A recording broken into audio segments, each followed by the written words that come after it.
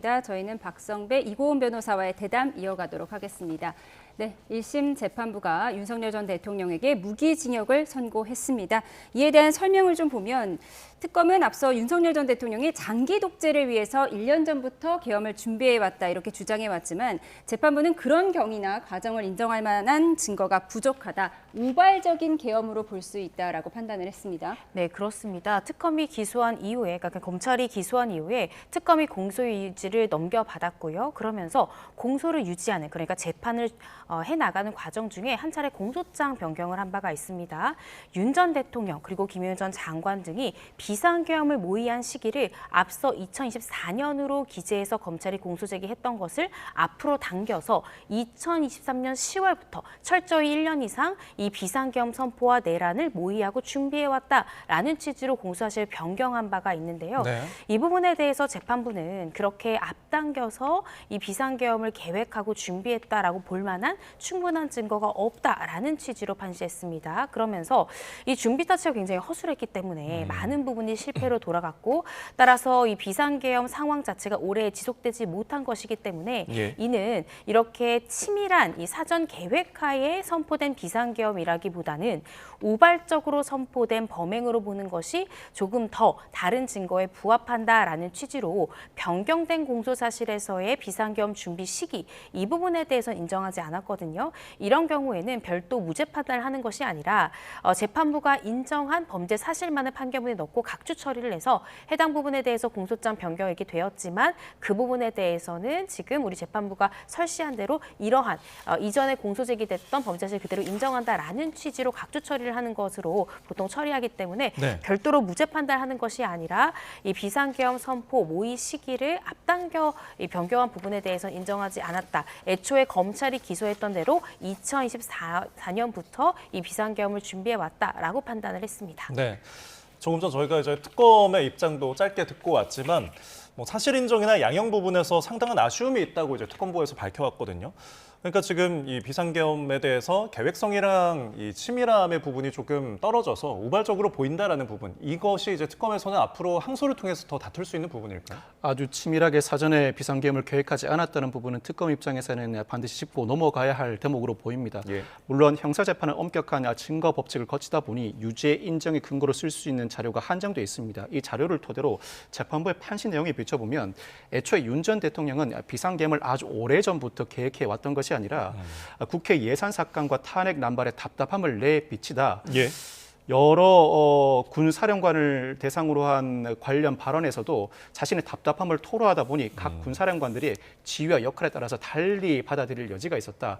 그 상황에서 감사원장에 대한 탄핵 의결이 단행되자 더 이상 참지 못하고 극단적으로 해석하면 다소 우발적으로 비상계엄을 선포했다고 해석할 여지가 있습니다. 판시 내용에 비춰보면 이를 전제로 아주 치밀하게 계획하지 않았고 물리력 행사를 자제하였다는 취지로 양형 감형 사유로 삼았습니다. 이 부분은 적어도 내란죄는 인정되었지만 양형을 다툴 특검 입장에서는 예전부터 상당히 치밀하게 비상계엄을 모의해왔고 비상계엄을 치밀하게 모의해왔음에도 불구하고 사정이 여의치 않아 조기에 단행하지 못하였을 뿐만 아니라 나아가서 물리력 행사를 자제하였다고는 하나 이는 윤 전 대통령의 지시가 아니라 윤 전 대통령은 명백하게 물리력 행사를 지시하였음에도 불구하고 국민들이 저항하고 무엇보다도 군과 경찰이 소극적 임무에 나섬으로써 물리력 행사가 자제된 결과에 이르렀던 것에 불과하다는 취지로 특검이 강력하게 다투어야 할 것으로 보입니다. 특검도 이미 그와 같이 다툴 상황을 예정해 두고 있는 것으로 보이고 이와 같은 사정이 바뀐다면, 즉 사실관계가 변경된다면 항소심 입장에서는 양형을 다시 한번 고려해 볼 수 있는데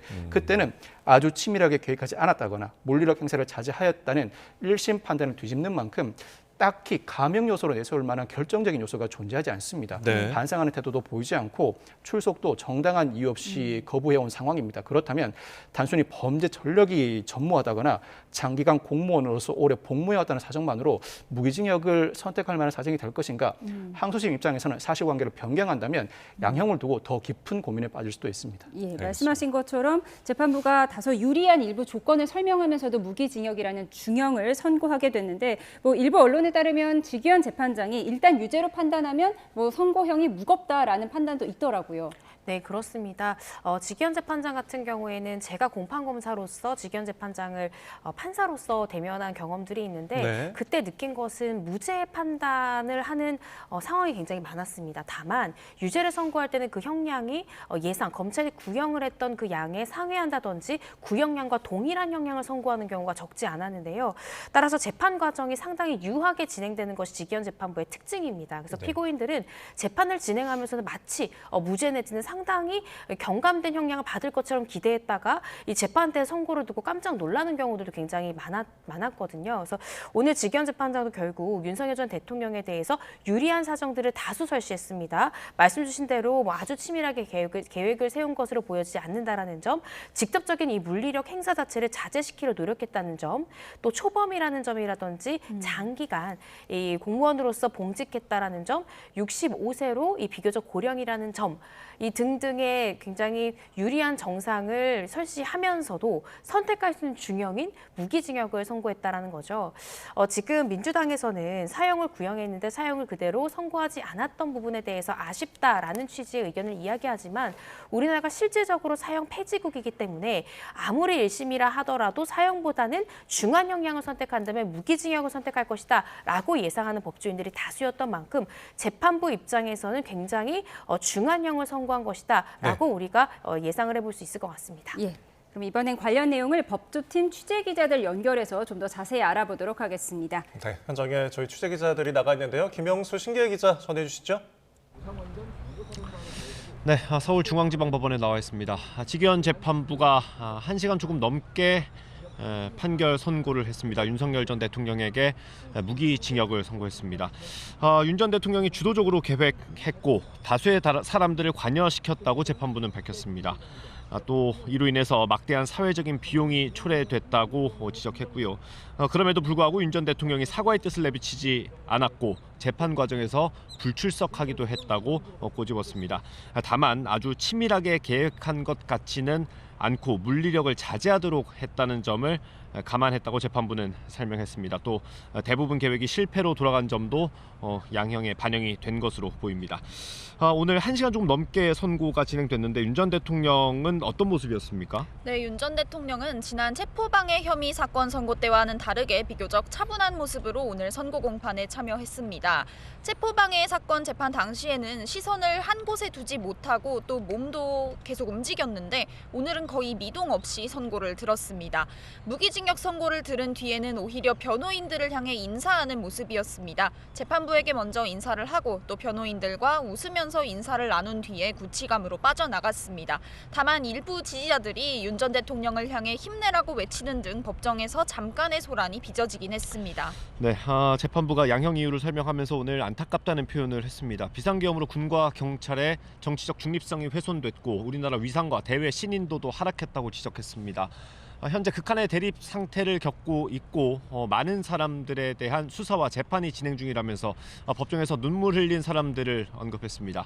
그러면서 재판부는 사회적 비용이 산정할 수 없는 정도라고 강조했습니다. 특히 윤 전 대통령 등의 지시에 따라 임무를 수행한 군인이나 경찰관들은 사회적으로 비난을 받게 됐다면서 수많은 군과 경찰 관계자들이 무슨 죄가 있겠느냐고 비판하기도 했습니다. 윤 전 대통령을 포함한 피고인들의 잘못된 판단 때문에 구체적인 계획을 알지 못하고 명령에 따랐던 공무원들에 대한 안타까움을 재판부가 나타낸 걸로 볼 수 있을 것 같습니다.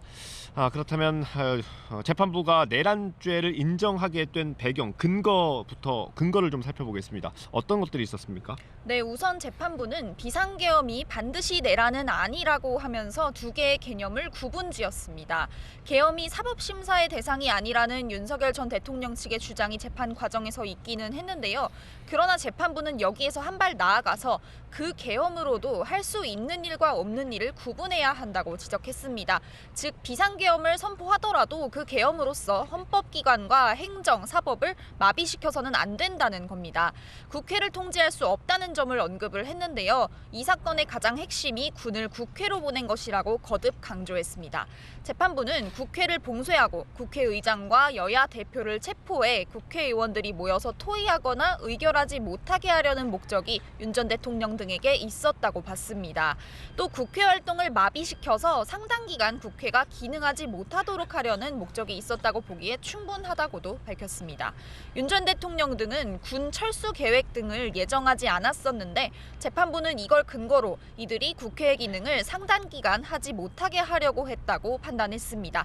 계엄 선포문과 포고령도 이런 판단의 근거가 됐습니다. 네, 신규 기자가 국헌 문란의 목적이 있었다고 본 근거를 설명해줬고요.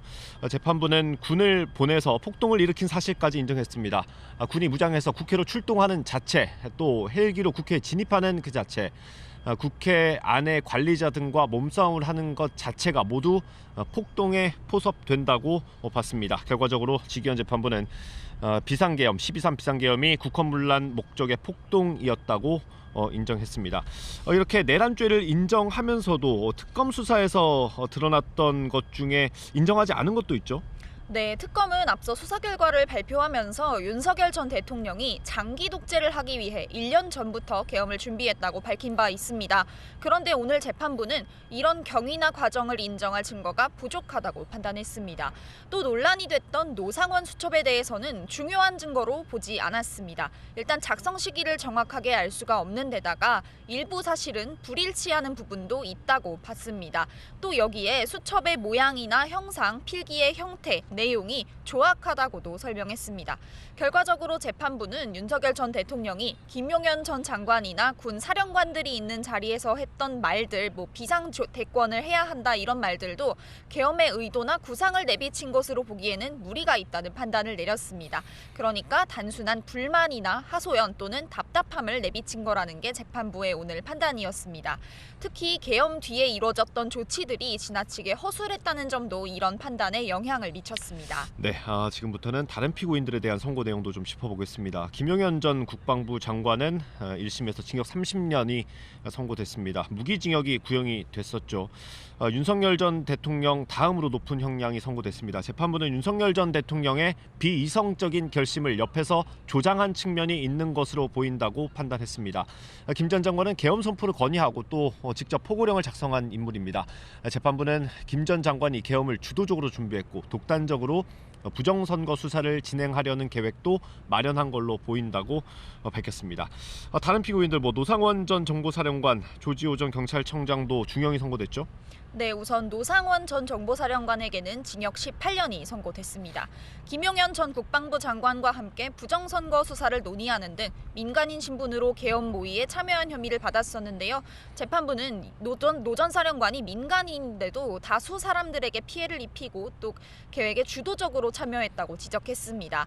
조지호 전 경찰청장의 경우는 징역 12년, 김봉식 전 서울경찰청장은 징역 10년을 각각 선고받았습니다. 재판부는 조 전 청장에게는 경찰의 총책임자이면서도 포고령 검토도 제대로 하지 않았다고 질타했습니다. 김 전 서울청장에게는 의원들의 출입을 막는 일을 주도했고 또 그 일을 국회 경비대장에게까지 맡겼다고 비판했습니다. 당시 국회 경비대장이었던 목현태 총경에게는 징역 3년이 함께 선고가 됐습니다.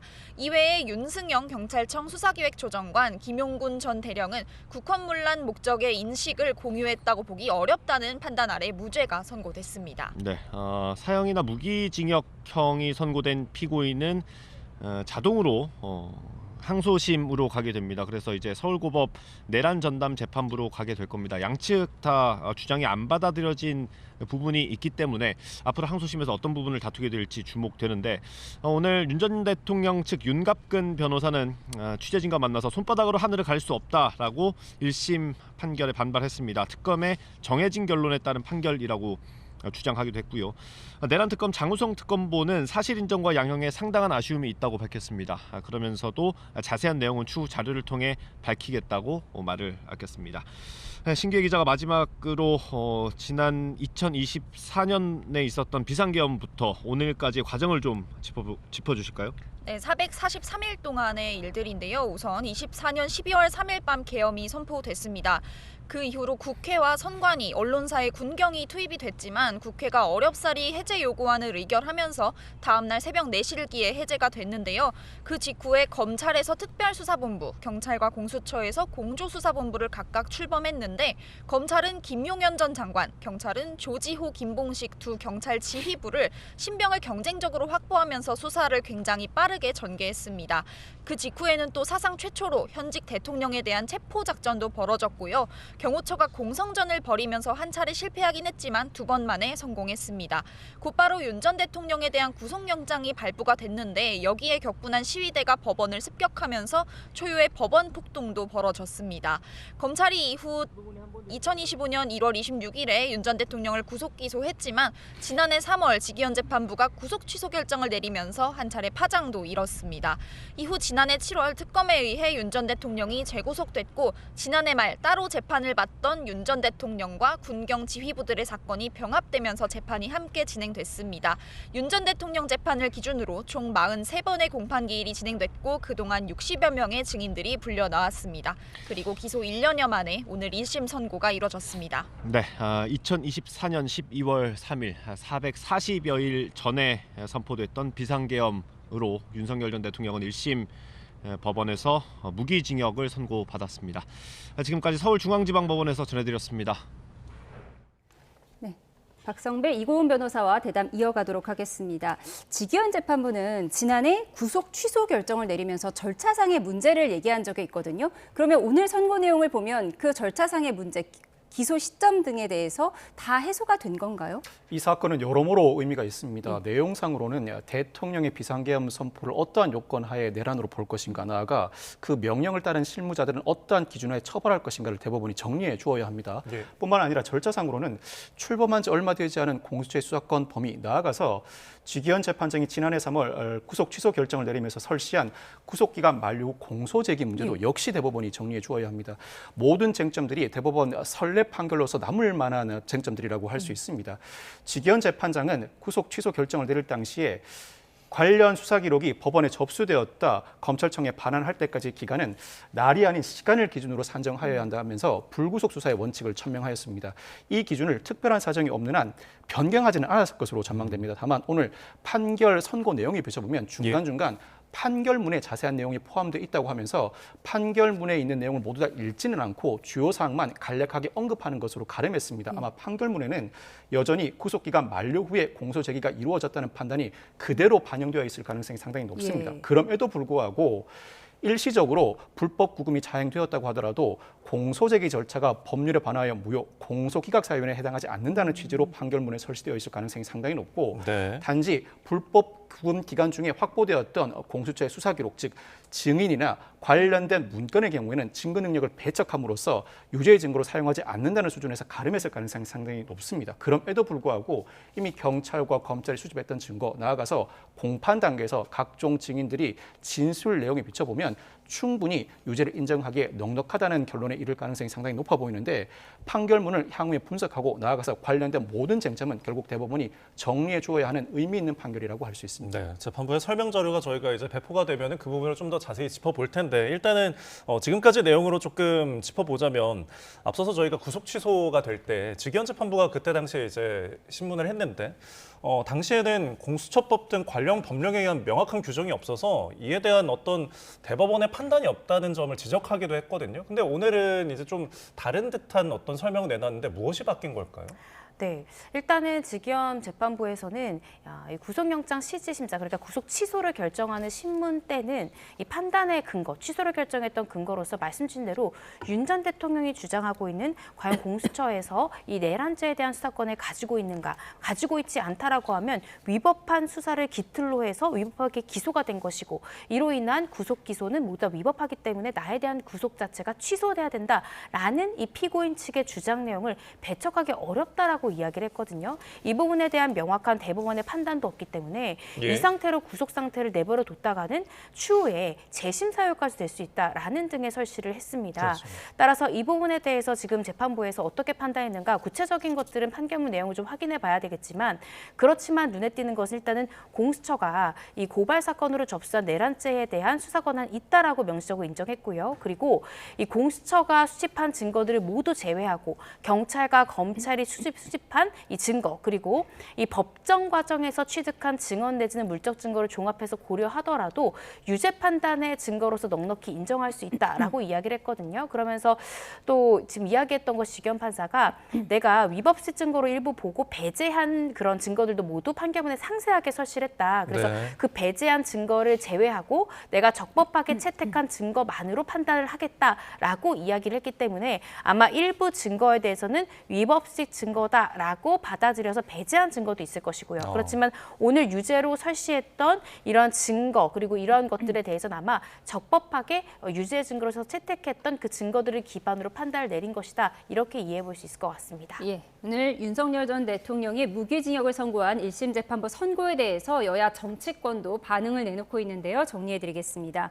정청래 민주당 대표의 반응 저희가 생중계로 전해드렸는데 사법부가 무기징역 선고로 사법 정의를 흔들었다. 국민의 법 감정에 반하는 매우 미흡한 판결이었다고 밝혔습니다. 아마도 검찰이 구형했던 사형보다 미흡했다는 내용으로 보입니다. 지기훈 재판부에 대해서 유감이고 빛의 혁명을 애써 외면한 판결이었다라는 혹평을 내놨습니다. 네, 그리고 국민의힘 지도부는 일단 침묵을 하고 있는 모습을 보이고 있습니다.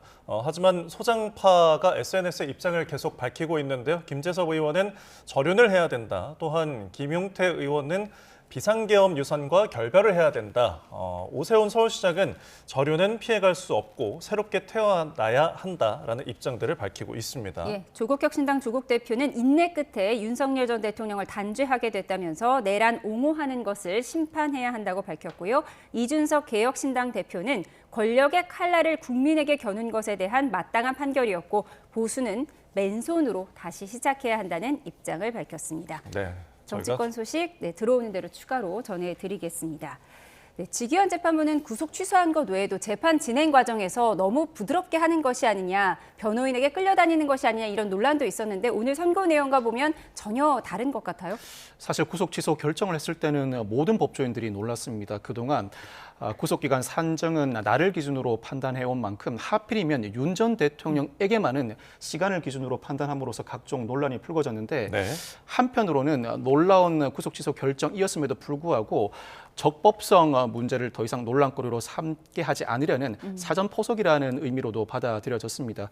지기현 재판장이 재판을 진행하는 과정에서 다소 농담도 많이 하는 모습을 보였습니다. 예. 민사, 가사 재판과 다르게 형사 재판의 경우에는 재판장이 농담을 하는 경우가 거의 없습니다. 예. 당사자 피고인에게 미치는 영향이 막중한 만큼 상당히 엄숙한 분위기에서 재판이 진행되고 심지어 넥타이를 하고 오지 않은 변호인이나 당사자에게 넥타이를 매라고 지적하는 형사재판부 재판장도 있습니다. 이는 예. 사뭇 민사, 가사 재판부와는 다른 풍경이라고 할 수 있는데 그럼에도 불구하고 지기현 재판장은 본인 특유의 성향에 따라서 재판 진행 과정에서 농담도 스스럼 없이 던지는 편이었습니다.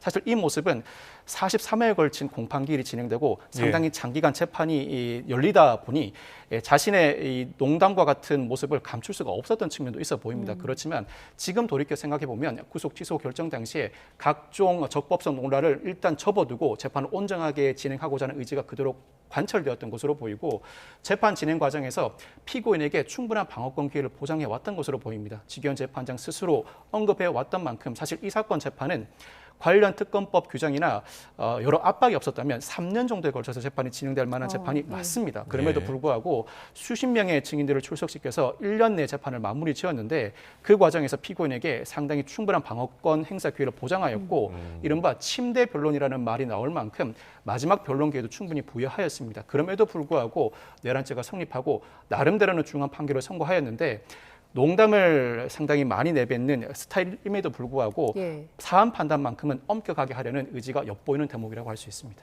예, 지금 재판부의 스타일에 대해서 좀 짚어보고 있는데 오늘 선고를 이제 하는 모습도 보면은 지금 피고인들에 대해서 어떤 마치 무죄인 것처럼 판단을 하는 듯하다가 아쉽지만 하면서 유죄를 선고하는 모습도 있었으면 좀 어떻게 바라보셨습니까? 네, 모든 사람에 대해서 중형을 선고하기보다는 그 가담의 정도라든지 아니면 직급의 어떤 높고 낮음을 고려해서 정말 하부에 있는 직원으로서 이 상부의 지시를 따를 수밖에 없는 자에 대해서는 최대한 관대하게 판단하려고 노력을 했던 것이다라고 우리가 그 대목을 좀 해석해 볼 수 있을 것 같습니다. 예. 그런 관대한 양형 기준을 가지고 있지만 그렇지만 유무죄 판단에 있어서는 정확히 판단을 내린 모습 볼 수 있는데요.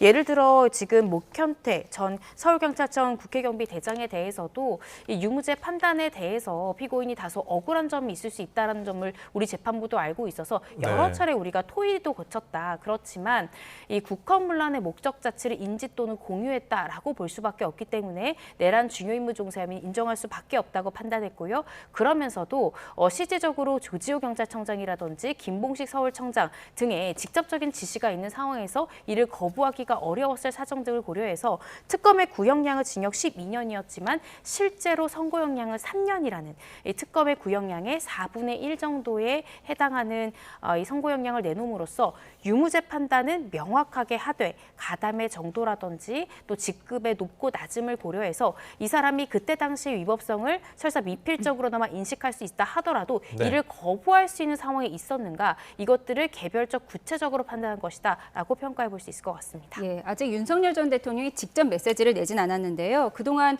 계몽됐다는 국민이 많은 걸로 봐서 내가 비상계엄이라는 비상벨을 울리길 잘했다 이런 메시지를 내면서 사과의 의미가 없었거든요. 근데 1심 선고가 무기징역으로 나온 이상 윤석열 전 대통령도 재판 전략을 좀 바꿀까요? 재판 전략을 현재까지의 태도로 비춰볼 때 바꿀 가능성은 지극히 낮아 보입니다. 당장 변호인도 항소를 해야 할지 고민이라는 언급을 예. 하기까지 한 상황이라 재판 전략을 바꾸기보다는 1심 재판부의 설시 내용 중에 사전에 치밀하게 계획하지 않았다거나 물리력 행사를 자제하였다는 부분을 집중적으로 파고들 가능성이 높아 보입니다. 예. 이와 같은 설시는 더 확장하자면 상황에 따라서는 비상계엄이 다소 우발적인 선포에 이르렀던 것에 불구하고 물리력 행사를 자제하였으므로 군대를 국회에 보낸 것도 형식상 조치에 불과하지 비상계엄을 전국적으로 확대하거나 국민의 기본권을 제한하려는 의사가 없다는 취지로 연결될 수 있습니다. 그 점을 집중적으로 파고들면서 피고인 입장에서는 일부 받아들일 수 있을 만한 쟁점, 특검 입장에서는 도저히 받아들일 수 없는 쟁점을 두고 항소심에서 치열하게 다투는 전략으로 임할 것으로 전망됩니다. 알겠습니다. 오늘 윤석열 전 대통령 내란 우두머리 혐의 1심 선고가 무기징역이 나왔습니다. 이 부분과 관련해서 두 분 변호사 함께했습니다. 박성배, 이고은 변호사였습니다. 고맙습니다. 고맙습니다. 감사합니다.